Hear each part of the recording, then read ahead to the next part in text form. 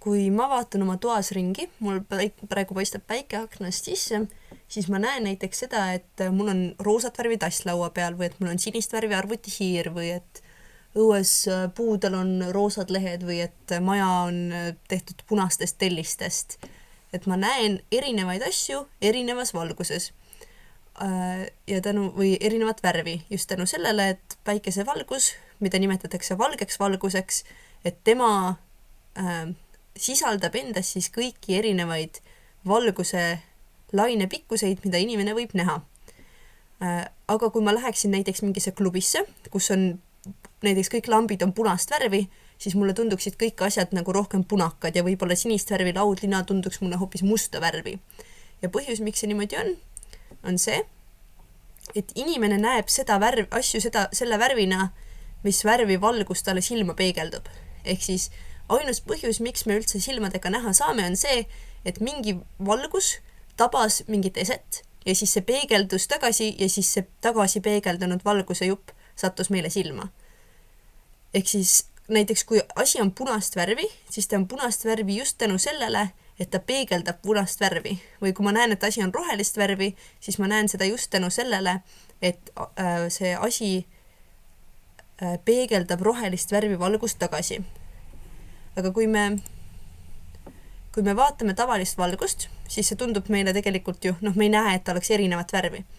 Aga kui me paneme sellise asja nagu prisma sinna vahele, see näiteks siin on prisma, siis mis me näeme on see, et me saame eristada sellest valgest valgusest, siin natuke all on näha, erinevaid vikerkaare värve.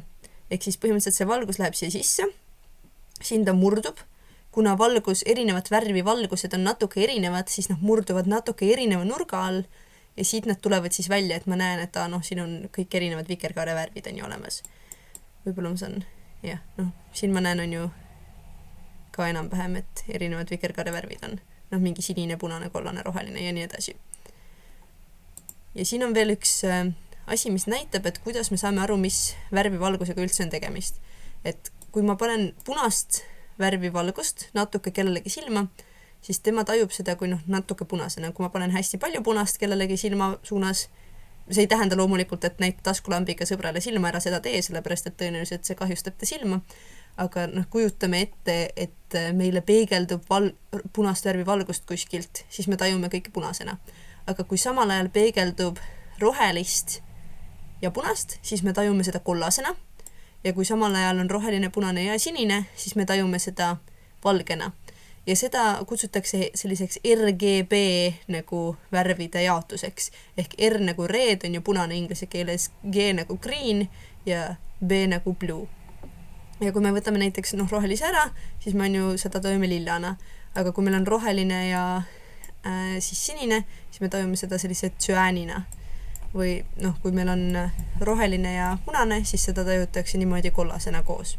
Et see ei kehti siis, kui me tegeleme nagu värvidega, nagu vesivärvidega näiteks segades neid kokku mingi pigmendi põhjal värvidega, vaid see just kehtib siis, kui meil on tegemist valgustega, kui me kahte eri valgust kokku segame. Et võib-olla olete näinud, et on erinevad värvi leedid olemas, et te võite vaadata, et mis siis juhtub, kui te näitate näiteks rohelist, punast ja sinist leedi korraga ühele alale. Tõenäoliselt see, kui need on korralikult leedid ja need on õiged need värvitoonid seal valguses, siis need näitavad kokku justkui nagu valge. Aga selle valguse peegeldumisega on veel üks selline põnev asi, mis on värvipimedus. Ja värvipimedus on selline olukord, kus mõni inimene ei taju kõiki värve. Ja tavaliselt, kõige tavalisem on see nii-öelda rohe-puna värvipimedus, kus inimestel on raske teha vahet rohelisel ja punasel värvil. Miks see on niimoodi, on see, et silma sees, kui me joonistame silma, siin on silm, siin on lääts on ju, läätse küljes on mingi ripslihased, siin on iiris, siis siin on sarvkest, siin on võrkkest ja siis siin on näiteks kollatähn ja siis siin on see koht, kus mis ta on, silmanärv kinnitub. Siis siin sees on sellised väikesed jupikesed, mida kutsutakse kepikesteks, mis aitavad meil näha valgust, nagu et hele-tumedust, et kui pime on, kui hele on, kas mingi asi on nagu musta värvi pigem või valget värvi. Neid kutsutakse kepikesteks. ja siis on olemas sellised jupid nagu kolvikesed. Kolvikesi on meil palju vähem ja tänu kolvikestele me näeme valgust siis erinevate värvidena.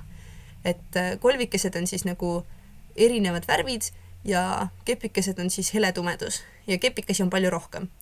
Ja kolvikestel on selline lugu, et kui meil mingisuguseid kolvikesi ei ole või kolvikeste jaotuvus on teatud viisi, siis mõni inimene seetõttu näiteks ei ole võimeline eristama punast ja rohelist. Ja see on tavalisem meestel. Umbes 8% Euroopa meestest on värvipimedad, puna-rohe värvipimedad.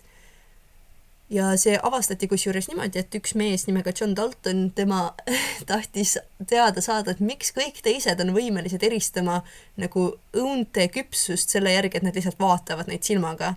Sest tema, et kui õun on küps, siis see oli punane, kui õun oli toores, siis see oli roheline, aga kui tema rohelisel ja punasel vahet teha ei suutnud, ta nägi neid mõlemaid sellise, tavaliselt kujutatakse ette, et rohepuna värvipimedad näevad nagu sellise hallika toonina, rohelist ja punast mõlemad.